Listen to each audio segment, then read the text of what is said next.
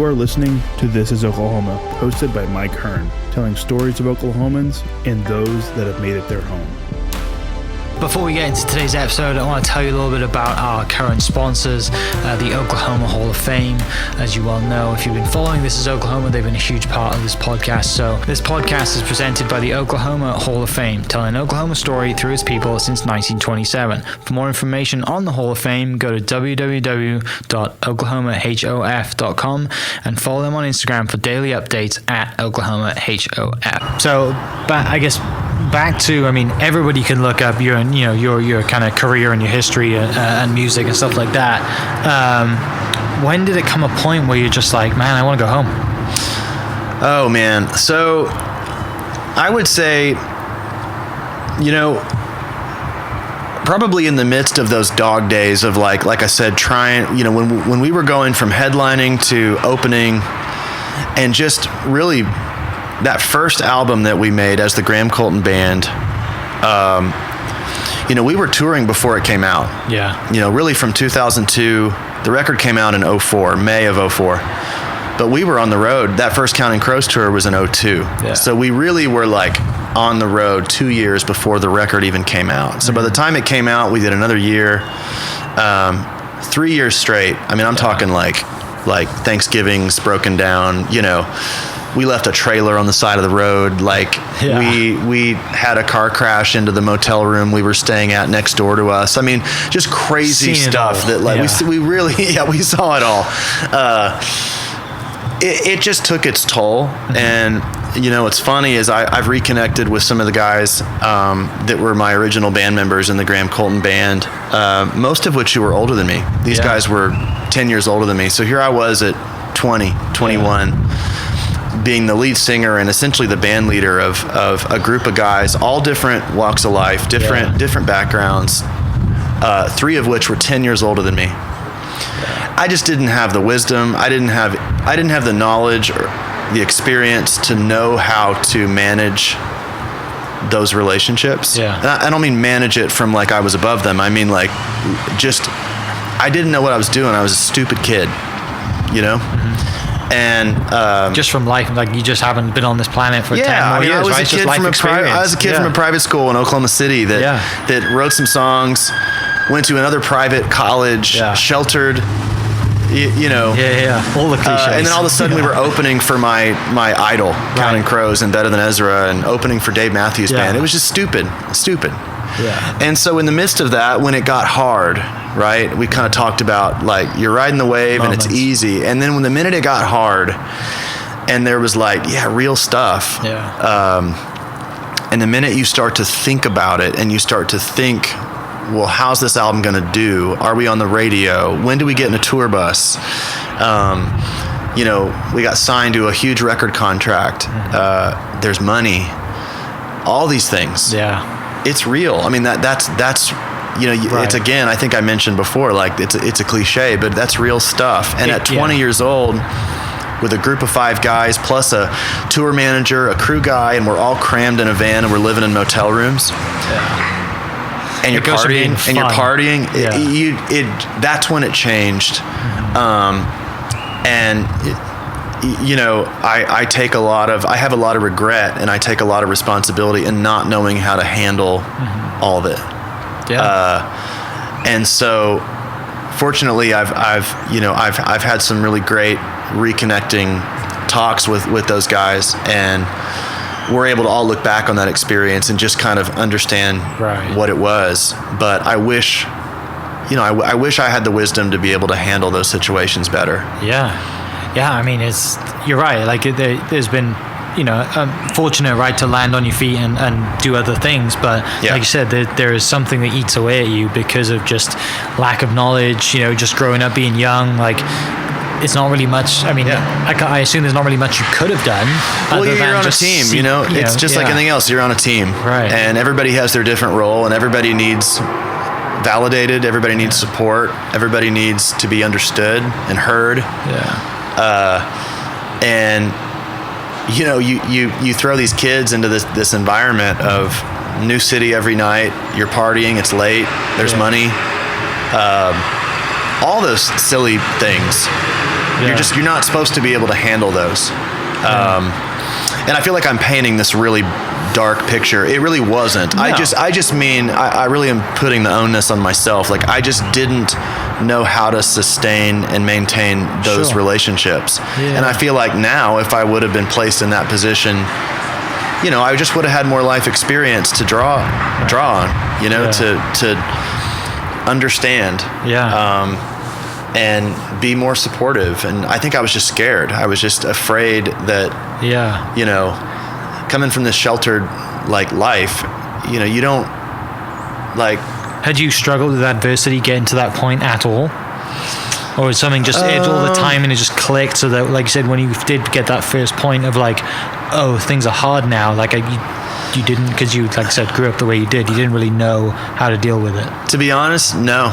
Yeah. I mean, like, looking back, like, no, I didn't have any real adversity. Right. I mean, I did, but nothing that was to like, that scale. Nothing that was just like real, you know. I mean, when I say adversity, I mean adversity like, oh, you know, I was, you know, my 8th grade year, I didn't make first string on the football team, or those kinds of things, you know. Nothing that it kind of prepped you to deal with all the stuff that you just mentioned. But I mean, real life stuff, real relationships, real business, all those things crammed into a van. It was hard, and I think almost every day about just. I think everybody has those relationships in their life where they wish they would have said different things, done different things. And again, I just kind of have boiled it down to, I just wish I had the knowledge that I have now. Not that I have a lot of knowledge. I just mean like wiser, older, just a little wiser, a bit more awareness, to do that. And then who knows where, you know, you always think about where I could have gone, right? What could be, or you know, like what's that game show? He's like, here's what you could have won. Like you always think about that in the back of your mind. And a lot of it's just fear. Like I said, I mean, it was, you know, it's real because what you don't understand, you know. You know, this guy's this guy is like acting like this, or you just you don't understand it, so you fear it. And you're just like, well, this isn't right, you know, just, this isn't working. This isn't working, you know? What can I control? So it was tough times when it got kind of hard. Right. So at that point then, do you think I'm going to go back to Oklahoma City? And I mean, what does the band break up? Like what happens? Well, when we got the Kelly Clarkson tour, we weren't really the same band. We had just essentially kind of like strung it together with some new members that were touring musicians. And then at that same time, the record company that I was signed to essentially imploded. And I was absorbed into another record company. You know, kind of these stories you hear like on Behind the Music is like, record company, everybody got fired. I was absorbed into another group with people that didn't sign me. It's kind of like an athlete. I felt like an athlete that was given a scholarship, and then the coach gets fired. And then you're with a new coach that didn't give you the scholarship. That's what it felt like. And so I found myself essentially a solo artist. Essentially, I think we were all tired. Again, part of what I probably would have done differently, what I know I would have done differently now. But I was a solo artist. I was living in LA because the label didn't know what to do with me. Again, new guy, new A&R person. And for those that don't know what an A&R person is, it's essentially like your coach at the record company. And he didn't sign me. He just had to fulfill the end of the contract because I had another album that they had to pay for. So all he knew what to do or tell me what to do was go to LA and write a bunch of songs and come back to me when you've got a hit. Well, you know, that couldn't be more different than Don't bother me in the meantime. Couldn't be more different than how we started. Because we started from just being a band that was, again, touring with our heroes. We had these little songs, very organic. We were on the road. Then, you know, we come off this Kelly Clarkson tour playing all these arenas, and I'm living in LA at one of those extended stay apartment complexes with just a mattress and a table, you know. And every day I'm writing songs with these hitmaker people, all these people at the time that were like professional songwriters. And some of it was really cool because I learned more about songwriting and different types of songs, and I learned to really love that process. But the majority of it was really lonely, really dark. And the funny thing about it is after about a year of doing that and crisscrossing the country, working with all these different people, I wrote this song called Best Days, which was about living in the moment and, you know, just acknowledging how great it is and like don't wait for tomorrow and all these great things. But I was literally just like not in a good place. Yeah. Not in a good place at all. And that kind of got the green light to make this second album, where the label said, okay, that's the song. Yeah. We'll let you finish recording it.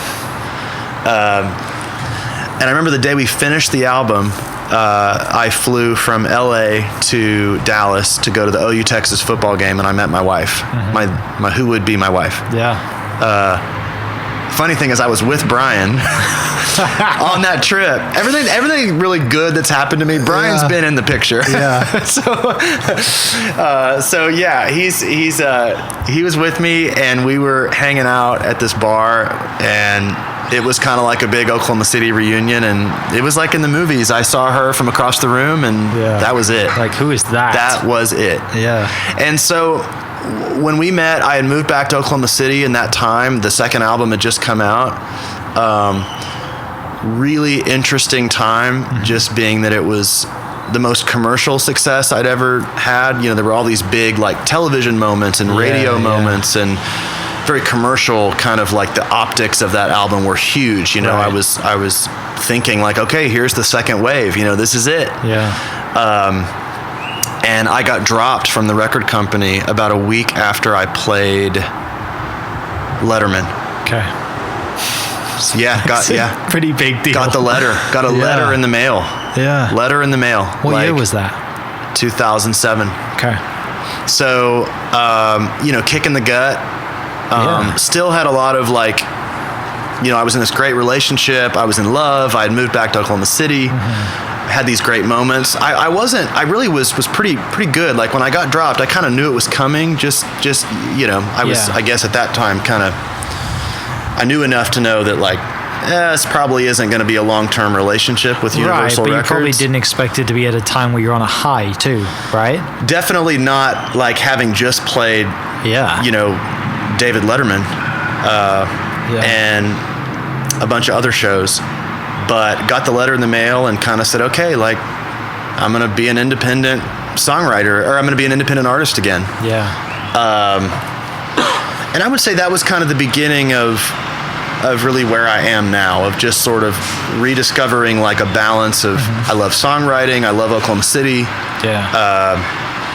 And got married, and the rest is history, I guess. When you think I'm going to, you know, back to being independent, do you think, hang on a second, the internet's, you know, like it is a different animal, you know, it's even grown again now, right? And like, you know, social media's popping, and like I mentioned earlier, Spotify and all the other ones are popping off. Do you just think, this is my avenue now? I'm going to go back to like writing and doing whatever, but it's released independently through streaming or whatever. Yeah, definitely. And I think at that time, you know, I feel like I've gotten to experience all the different technology, whatever you want to call them, platforms that have, you know, really taken music into like new things. Like when I first started, iTunes had just come out. Then there was MySpace, then Facebook. You know, then now Spotify. SoundCloud, I mean, Spotify. So now TikTok. When I was and Kickstarter. Kickstarter was a huge one. So like my next record that I had released. You know, that was a huge thing of just knowing that, okay, well, I could do a Kickstarter, and I can take all of the support that I've got out there, and maybe it won't be like a ton of people, right? But this small group of people, I think they care about me, and they'll support, you know, they'll support me making an album, and they did. And so I think there was always like the next thing. But the Jones Assembly coming along was really like the thing that was out of the blue. Right. Because like you mentioned, like Brian's a friend of yours, right? Brian's doing his thing with the restaurant business, and you know he's in that and doing good at it, you know, and his thing's popping off. I mean, obviously, and then you moved back to town, so you guys have seen each other a lot more. Yeah. Does he just come to you and say, hey, this is, I think, or you both get together? And I mean, where does the idea for the Jones Assembly just kind of come from? We had been talking about a place of our own that was music related since we lived in the same city together in Dallas early. But, you know, timing had never worked out. Right. Obviously, I went on tour and he went off to, you know, do incredible things in the restaurant world. Just timing, you know, I had finally found myself in a place where I wasn't like building my life around playing shows across the country. I was kind of here and had just had my first little one, and that's when it became a reality. And then our business partner Fred Hall showed us this building, and that's when it got real. We had looked at other places years previously. We looked at old churches. We looked at different like things around the city. Yeah. And for whatever reason, thankfully, we were just like, no, this doesn't feel real. Yeah. But we walked into this place, and it immediately felt real. What year was that when you walked in here? Oh man, I mean that would have been. Let's see, we opened in 2017, so that probably realistically it was probably 2015. Okay. When we walked into this building, spent about a year going over different like architectural renderings of like what could we do here. Yeah. I think we went through 4 different versions of what the Jones Assembly could be. Right. And the area really wasn't anything. It was nothing. Nothing, right? Nothing I mean, here. you're taking a huge risk. We knew the hotel was coming. Yeah. So that was like something that we kind of knew like, okay, it'll be us and the hotel. And that's, and so, I was immediately like, had to feel like I immediately felt like I had to be an adult for the first time. You know, I remember like being in meetings. I have a child now. And and even just being in meetings and like there were these like discussions and these talks, like these adults in the room, and they were talking about things, and I was just like, I have no idea what they're talking about. Just different like terminology that I mean, I had just come off, off and on 10 years of just being with a bunch of musician guys, Right. But I quickly kind of adapted and realized that I think I could be pretty good at this. Mm-hmm. But I will say, I mean, I think all that life experience and all the places that I've seen, the people that I've met, I really poured all of that into this place. Yeah. I don't think there's like a thing about this place that hasn't been inspired or, brought on by some experience. Right. From out there, and I know Brian feels the same way about his travels. It all represents like a part of what we've. You take the best of what you've seen around the world and trying to put it into one spot, right? Yeah. And like you said, it has everything. It's a place to come hang out, have lunch, dinner, whatever. It's a place to go, get loose, place to watch game day. Yeah, if you could just put everything about Brian and me, in a place and like a concept, it's this place. That's why it's so personal. That's why this place. I hope that's why people feel like there's so much heart here. Yeah, is because we really, it really is like our lives poured into like this. Yeah. Not only this building, but just this thing that is the Jones Assembly. It's that deep. I mean, you got Eddie doing bingo. Yeah, that's right. And this place feels connected and important to the city. It's important to my family. It's important to Brian's family. It's important to all of our partners' families. It's bigger than just like a business endeavor, it's living and breathing, and it changes, and you gotta nurture it, and that's what makes it fun. Some days I just feel like it's gonna kill me, and it's like that. It's a relationship of feeling like I don't want to do this anymore because it's so hard, but then the very next day you're like, I don't want to do anything else ever again but this play. It's that kind of relationship, and I do think it. I really don't mean to be very cheesy with all these metaphors, but I do feel like getting back to what we talked about. Maybe if I hadn't have gone through that experience with like my band members and living in that really intense place, I wouldn't know how to exist here. Mm-hmm. And I'm sure I'll say the same thing 10 years from now when I look back on this, but it's a very similar thing of just that life experience really adds to it. So, I mean, from those experiences, right? I mean, like you are, I guess because you've come home and because you are now creating this and have created this building and this venue, I mean, and this kind of center now, it's just become its own thing, right? And everyone knows it now as the Jones, and like everyone goes there, everyone's coming to town. If they got friends coming to town, they're bringing them here or whatever it is. Like, people, you are now on the radar of like, you know, more people, right? Because of, not just because of music, but because of like you now part of the Jones Assembly, and people might only know you as the guy from the Jones, right? You and Brian, right? So from that moment, do you kind of like, you know, are you getting pulled in all sort of directions to be on boards, be a part of the city, and like stay away from music, but be a part of like downtown Oklahoma City at that time? Yeah, I mean, and that's been, I think, that's been the really coolest thing for me to, because there was a minute that, you know, 2012, 13, 14, like I was out of here. I was like, I mean, I had told Betsy, my wife, like, I think it's Nashville, probably. That's where we got to go. Yeah. Because that was, again, I talk about these next, okay, well, if I can't go on the road, I can do this. I can be a songwriter. I'm pretty good at that. Like I can, so it was Nashville. That was where we were going.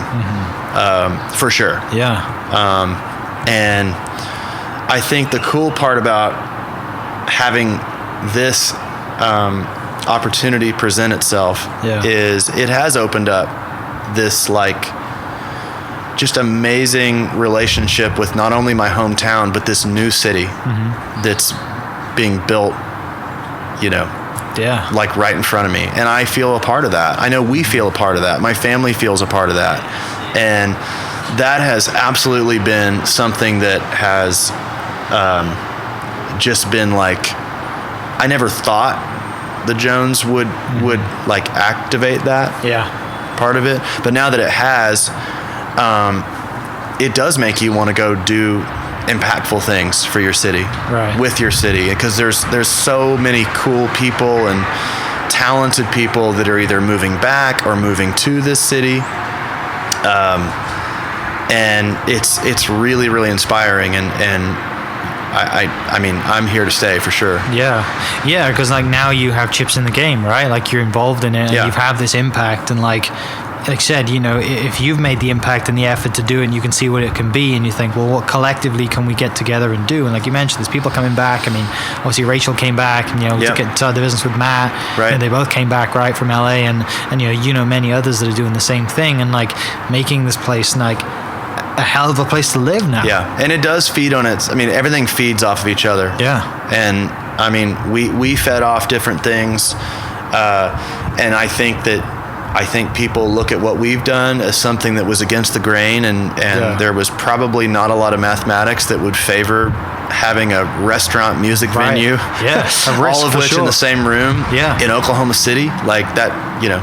Yeah. So I do think that's how cities are built and grow is people doing things and building things and implementing new ideas and challenging ideas. And I think we've done that, and I'm really proud of that. Yeah, I mean, like, you know, when you're in those meetings, right, and you're like, I have no idea what these people are talking about, and you get to a point now where you're like, no, like I have a voice now here, right? And like people are coming to me to ask me what they think, and people might be opening new restaurants or whatever it is. Like you are in the thick of it, and I'm sure it's really cool to see. And you know, like for mom and dad and family, like I mean, they're probably super proud of you to, you know, not only as a musician, but for growing up like in this city and coming back and having a legit impact. Like that probably means more to them than you going on the road with whoever. I hope so. Yeah. I hope I make people proud. I mean, it has.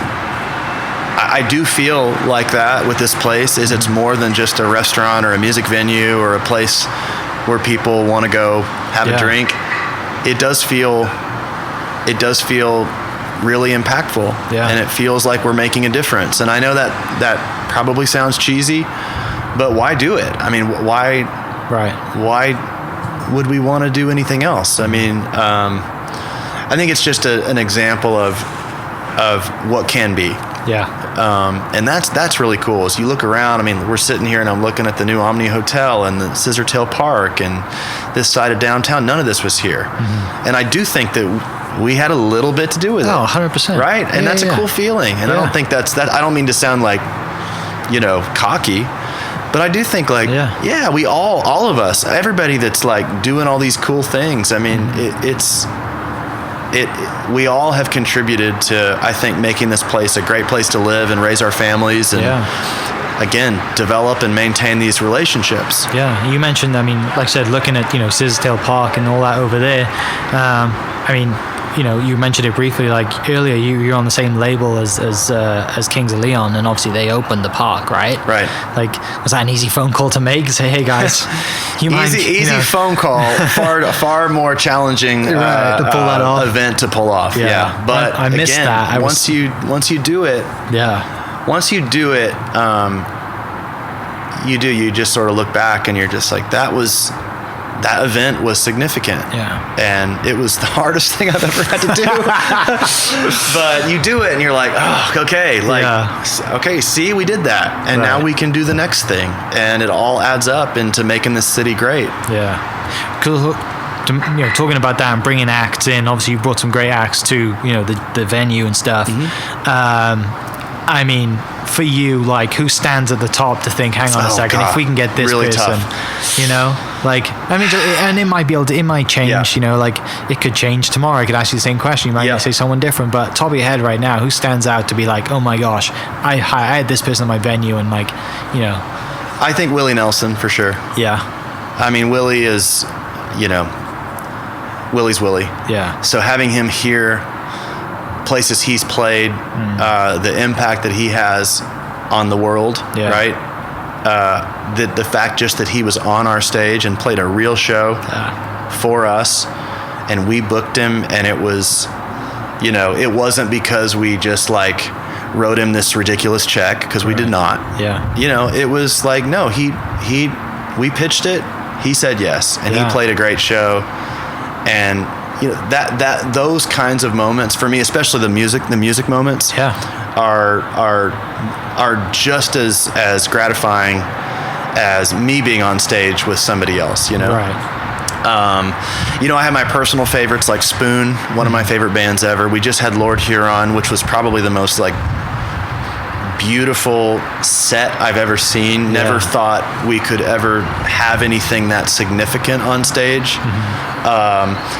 My Friends Better Than Ezra was the first show we did, along with the Wallflowers, both of which I'm very close to those guys. So having them in my place, our place, was just, that's really cool. Right. Yeah. Really cool. There's all kinds of different, just different moments. Watching my kids run around, and have this place be like a spot that they're going to be at hopefully in 10 years when they're graduating high school and driving. I mean, I think about those things now, because when I first started this, I mean, they were babies. Yeah. So even just little things like that. They grew up with it, don't they? And now I get to play my own show. Yeah. Here, which is terrifying. Tell me about that decision, right? Because there's a lot of people who, friends of ours have wanted you to do that for a long time. I blame two people. Yeah. One is Brian Bogert. The other is Matt Brown. And I was, when we first opened this place, there was a lot of people that you should play, and I was like, absolutely not. Yeah. One, I don't want to be that person. I'm not going to be the guy that opens his place and then performs. Even though I couldn't book a band to save my life at the very beginning of this place. Could not do it. Just couldn't get a band to say yes. I mean, I'm like throwing money at people. So there was like the thought of, oh God, like, am I going to have to play my own place?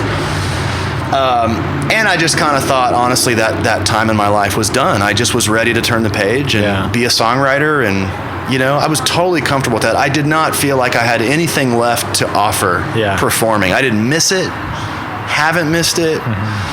Don't need to be on stage. Don't need to be performing at all. But there's something about, maybe it's COVID. Maybe it's just that enough time has passed. I made a record during COVID, which never would have happened if we weren't in a pandemic. Right. So I released that in 2020 and kind of found a little bit of, I don't know if it was like my real voice, new voice, but I felt like I had something to give, say. Well, probably because you've been away for so long, you came back on your own terms too. Yeah, and it's just like there was something that happened when I started writing songs, and I was like, man, 3 or 4 songs turned into 5 and then 6. I was like, I think I have an album, So that was a little bit of the catalyst. And then Brian was like, dude, it's time. You got to do it the night before Thanksgiving. And I was like, damn. That's like that's soon. I was like, okay, let's do it. Yeah. And the really cool thing is at first I was just kind of like a little bit like, I'm gonna do it. Yeah. But it has since turned into a really inspiring, like emotional process, because I don't know, maybe it's because I just turned 40 or something, but it's been really fun looking back. Yeah. Not only with these old songs, but just looking back at the experiences and being able to just, time heals, right? And yeah. I've had so many people that have been with me on the road, in the studio, in my life, and I feel like all of them are a part of this, and they will be a part of it. Yeah. So I don't think I will cry on stage. I mean, it's I swear it's kind of like, I realize this is not me performing on the Grammys, but it does have like a thing, it does because of like what you've done to this city and like done the impact that you and Brian have had, and then like you're right, it's not just like it is a huge deal. I feel like I've been super cheesy this whole time with this interview. I apologize for anyone that's listening, but I do. Yeah, I'm really looking forward to it. Yeah, it's gonna be fun. Like I said, by the time this goes out, it's gonna be the night before Thanksgiving. So basically, in 6 days, this is gonna go out Thursday. It's to that point now. I can't turn it down, right? Like I'm in this now. Yeah, tickets are out. The word is out. Tickets are being sold. But I've reached out to pretty much everybody that's ever played with me, and I'm hopefully gonna have them have a small part in this. Even if it's just from a distance. Yeah. And if there's 50 people here, we're gonna have a blast. It'll be fun. Well, finishing up then, obviously, we'll put the link to the tickets in the description for this, but I got 2 questions from Brian, because you spent so much time together. He said, ask him about his vest phase. And he said to his song, he calls your song Best Days, Best Days. Yes, that's right. So I have, and this probably should be a part of the show. I've had some questionable fashion moments. Yeah. Not that this was one of them. He said it lasted about a decade. Yeah. I think as I started to, I don't know if it was maybe it was me trying to clean up a little bit, because I feel like the early part of my musician phase on tour band thing was just to be as ragtag scruffy as possible. Yeah. So I think when I started to, I mentioned when that song started to do things and be out there, I kind of had to clean it up a little bit. Yeah. Right. But I didn't really know how to do that, and I ended up just for whatever reason just wearing this vest. I don't know if I was just trying to be Wayne Coyne, but Wayne Coyne can pull it off way better than I could. Yeah. And the vest, especially when I was playing all those late night talk shows, just became a little bit of a staple that is a little bit like a prom photo. You look back and you're like, at the time it's a great decision, but now we looked pretty good, but that's tough. It's tough. Maybe I'll break it out for the show. Hopefully, you got to do thank something you, Brian. like that. Thank you for that. The other thing he said, he said you might ask him about his favorite alcoholic beverage. He has the palate of a teenager. Yes, I do. So you talk about having a few drinks and playing shows. What is the drink of choice? Red Bull vodka, for sure. Really? Oh yeah. Why? Absolutely. Just because of those late nights in Rochester, thinking, I've got to get myself through this. Well, yeah, for me, I think that was absolutely it. It's just something that would get me up, but also kind of level me off to play a show. Yeah. Brian is right. I am a self-admitted. I have a very limited palate, and let's just say I don't really contribute a whole lot to the cocktail menu at the Jones Assembly. I leave that to Scott and Brian. Yeah. And we're better off for it. Definitely. But you still can get vodka Red Bulls. Sure, I can. I will have one on the 24th or 2. Have you done the kind of Oklahoma staple and shotgun one yet? Sure. Yeah. But me shotgunning or me saying I'm shotgunning, that means I take about 3 sips and can't get the rest. Vodka Red Bulls like they do up there. Chaos. That's right. Mate, thanks so much, man. This is fun. Awesome. Thank you. Yeah, thanks for sharing. This is going to be a lot of people listen to this that are going to bring back. It's going to bring back some memories for them, and I'm sure it's going to bring. It's brought back some memories for you, and on behalf of everyone here, we love this venue. Thanks to you and Brian for pulling through and putting everything you have into this place, taking a risk to this district, this area. Like you said, it was you in the hotel, I love coming here. I love bringing friends here from out of town. It's a cool spot. Thank you. It's I got a standing joke with my friends. It's a general. I just sent a group text to my buddies and it just says pimento in large caps, right? And they know exactly where we're going. So thanks for that. Excited to hear the reports, and I've got to come and see you, right? I think I have to. I hope so. Thank you. If I can convince the wife to leave the house for a bit, otherwise I'm coming on my own.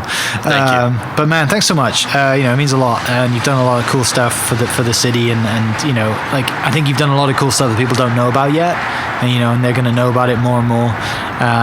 And who knows, maybe in 10 years you'll look back and you have a few more albums, and this has kicked off some other things. The one thing I've learned is the stuff that I don't plan for is the cool stuff. Yeah. So I'll see you in 10, 20 years. Yeah. For people listening, how can they find you? How can they follow you on Instagram, listen to your music? Man, well, I don't do website, whatever. I don't really do social media anymore. Yeah.